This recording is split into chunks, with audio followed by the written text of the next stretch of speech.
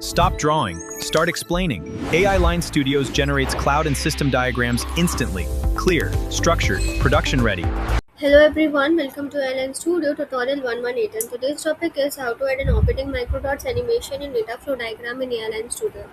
So after successfully registering on the platform, the next page you would be redirected to is the workspace page. Over there you will see a feature called Concept Sketcher. Click on it because in Airline Studio we use Concept Sketcher to generate DFT diagrams. I have already generated the diagram for my use case, which is online shopping system, and this diagram got generated in just 15 to 20 seconds.